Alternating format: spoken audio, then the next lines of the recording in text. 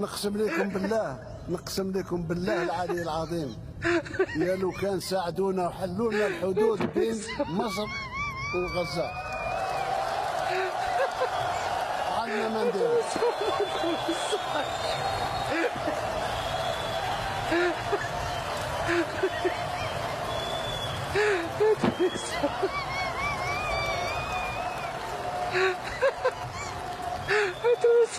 عندنا ما نديرو،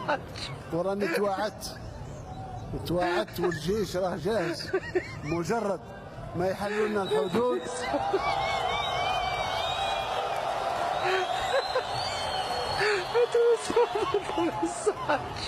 مجرد ما يفتحوا لنا الحدود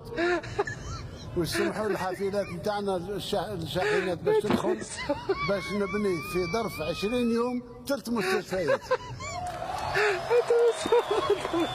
نبعث مئات الأطباء ونساعد في إعادة بناء ما دمر من طرف الصهاينة.